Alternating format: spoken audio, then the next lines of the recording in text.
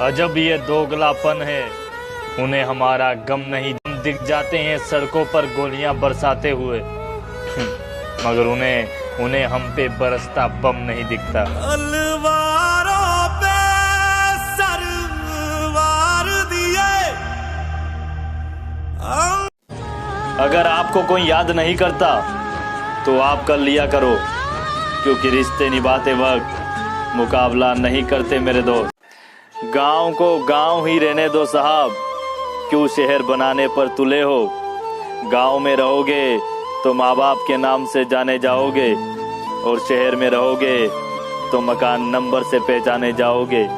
अगर गांव से हो तो शेयर जरूर करना। औरत की इज्जत, किसान की जिंदगी और सैनिक की जान, इन्हें छोड़कर इंडिया में सब कुछ महंगा है। अगर सहमत हो तो शेयर जरूर करना। चेहरे की चमक और ऊंची बिल्डिंगों पर मत जाना। जिस घर के बुजुर्ग हंसते हुए मिल जाए, समझ लेना ये घर अमीरों का है। फुर्सत की बात मत करे दोस्त, बचपन वाला इतवार अब नहीं आता। एक भाई का कमेंट था कि सबसे वजनदार चीज कौन सी होती है।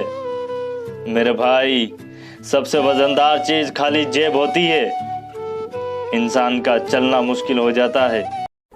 कोई चैन से सो रहा है शहर बेचकर, कोई अपना सुहाग बचा रहा है जेवर बेचकर, और जिस घर को बनाने में बाप ने अपनी पूरी जिंदगी गुजार दी, आज उसी बाप की सांसें बचा रहा है बेटा घर बेचकर। और कई घर तबाह हो गए दवा खरीदने में। कुछ लोग तिजोरियां भर रहे हैं जहर बेचकर।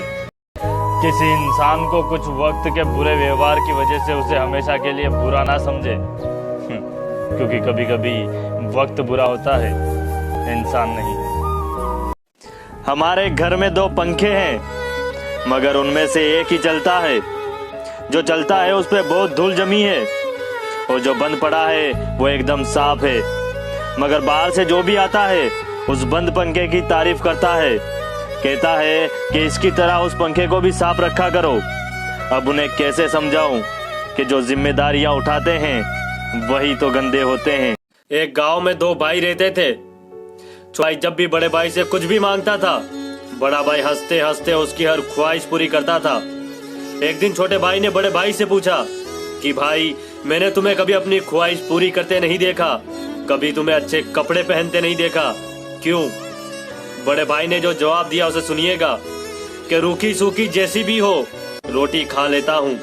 अरे रूखी सूखी जैसी भी हो रोटी खा लेता हूँ, मैं घर का बड़ा हूँ, अपनी ख्वाहिश से अपना दर्द छिपा लेता हूँ। वीडियो पूरा देख लीजिए, क्योंकि बड़ी मुश्किल से मिले हैं ये अल्फाज कि गांव में नीम के पेड़ कम होते जा रहे हैं और घरों में कड़वाहट बढ़ती जा रही है।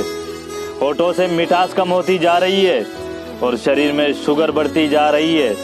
किसी महापुरुष ने कहा था कि जब किताबें सड़कों पर और जूते कांच के शोरूम में बिकने लगे तो समझ लेना लोगों को ज्ञान की नहीं, जूतों की जरूरत है। अगर सहमत हो तो शेयर जरूर करना। अपनी पीठ को थोड़ा मजबूत रखना है दोस्त, क्योंकि शाबाशियां और धोखे पीठ के पीछे से मिलते हैं। नफरतों के शहर में चालाकियों के डेरे हैं। यहाँ वो लोग रहते हैं जो तेरे मुंह पर तेरे हैं और मेरे मुंह पर मेरे। जब बुरा हो वक्त तो अपने भी आजमाने लगते हैं, छोटे भी बड़ों को आंखें दिखाने लगते हैं, और नए अमीरों के घर भूल कर भी मत जाना, हर एक चीज की कीमत बताने। इंसान कभी गलत नहीं होता, उसका वक्त गलत होता है, मगर लोग इंसान को गलत कहते हैं। जैसे कि पतंग कभी नहीं कटती, कटता तो धागा है, फिर भी लोग कहते हैं देखो देखो देखो पतंग। एक साथ 4 कंधे देखकर मुर्दे के मन में विचार आया। जी हाँ, एक साथ 4 कंधे देखकर मुर्दे के मन में विचार आया। एक ही काफी था अगर जीते जी सहारा मिल। जिंदगी मिली थी रब की इबादत के लिए और वक्त गुजर रहा है कागज के टुकड़े कमाने के लिए। क्या करोगे इस पैसे का? ना कफन में जेब है और ना ही कब्र में अलमारी। और कमाल की बात तो ये है कि मौत का फरिश्ता रिश्वत नहीं लेता। मुसीबत में अगर किसी से मदद मांगो तो सोच समझ कर मांगना, क्योंकि मुसीबत तो कुछ ही देर की होती है, मगर एहसान जिंदगी भर का हो जाता है। कल एक फकीर मेरे घर से रोटी मांग के गया और करोड़ों की दुआएं दे गया।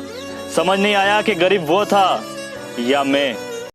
दोस्तों, वीडियो पूरा देख लीजिए, क्योंकि बड़ी मुश्किल से मिले हैं ये अल्फाज कि लोग डूबते हैं तो समंदर को दोष देते हैं, मंजिल नहीं मिलती तो किस्मत को दोष देते हैं। अरे खुद तो देखकर चलते नहीं, जब लगती है ठोकर तो पत्थर को दोष देते हैं। ये मत सोचो कि लोग क्या कहेंगे, ये जमाना बड़ा अजीब है। यहाँ लोग नाकाम लोगों पर हंसते हैं और कामयाब लोगों से जलते हैं। अगर यूँ समझाने से लोग समझते तो बांसुरी बजाने वाला आज यूँ महाभारत।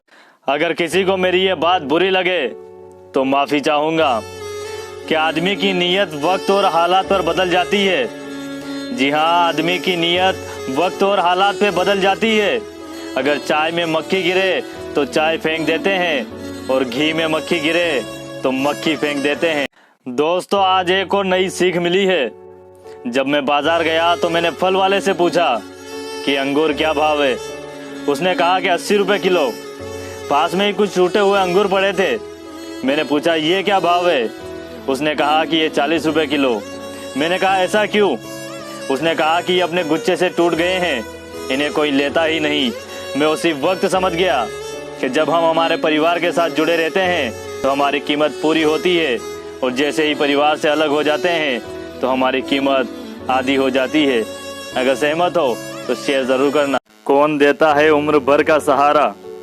लोग तो जनाजे में भी कंधे बदलते रहते हैं और किसी के पास वक्त नहीं है। यहाँ शमशान में जलाते वक्त भी अपने पूछते हैं और कितना वक्त लगेगा।